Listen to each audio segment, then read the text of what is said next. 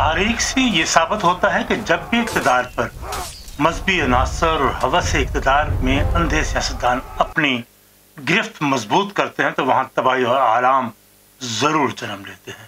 اور آج ہم تاریخ کے جھروکوں سے ایک ایسے یورپین ملک کا تذکرہ کریں گے جس میں پوپ اور مذہبی عناصر کے اقتدار پر گرفت نے ملک کو تباہ کر دیا۔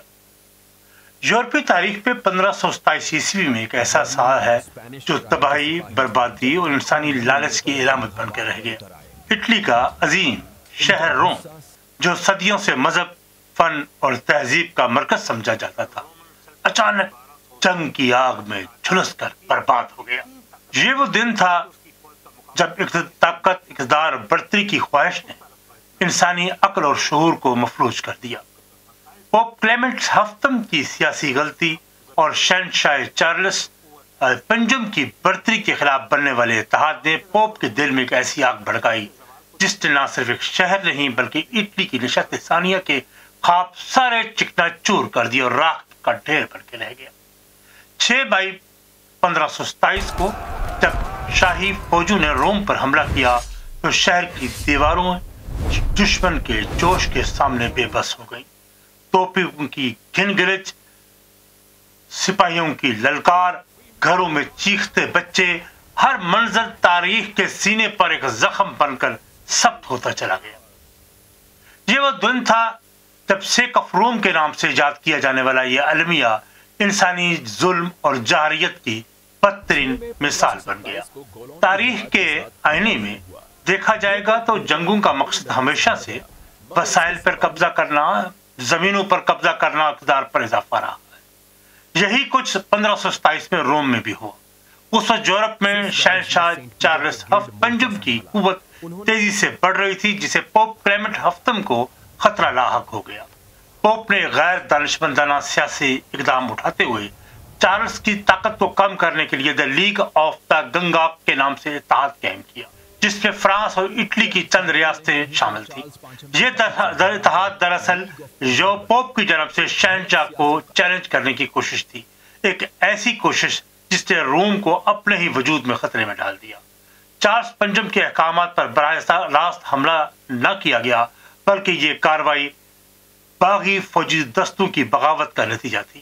ان فوجیوں میں جرمنی کے کرائے کے سپاہی اور ہسپانوی جنگجو بھی شامل تھے، جنہیں تنخواہیں نہ ملنے کے باعث بھی بہت غصہ تھا۔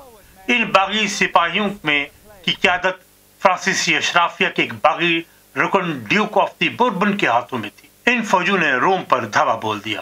شہر کی دفاعی دیواریں کمزور تھی۔ محض 8,000 سپاہی، جس میں 2,000 سوئس گارڈ شامل تھے، شہر کے تحفظ پر مامور تھے۔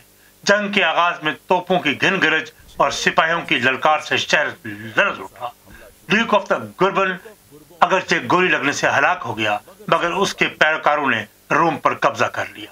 قتل و غارت کا ایسا طوفان برپا ہوا جس نے تاریخ کو شرمندہ کر دیا۔ گھر جلائے گئے، عبادت گاہوں کی حرمت پامال ہوئی، عورتوں اور بچوں پر ظلم ڈھایا گیا۔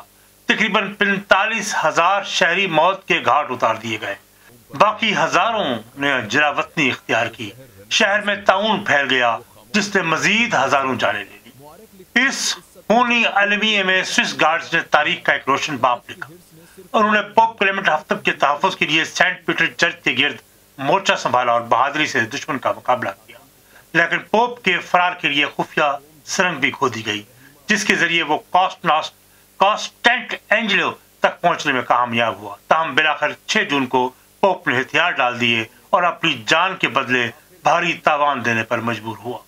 اس جنگ نے نہ صرف روم بلکہ پوری اٹلی کی تقدیر کو بدل کے رکھ دیا۔ علم و فن کی وہ روشنی جو نشست ثانیہ میں اس دور میں اٹلی میں پھوٹی تھی، وہ اس تباہی کے بعد ماند پڑ گئی۔ وینس اور دیگر ریاستوں نے اس موقع سے فائدہ اٹھا کر سرویا، ریوینیا جیسے علاقوں پر اپنے قبضے میں لے لیے اور اٹلی کا سیاسی نقشہ بدل گیا۔ یہ واقعہ اس بات کی یاد دہانی تھی کہ طاقت کی ہوس اکثر تہذیبوں کو نگل جاتی ہے۔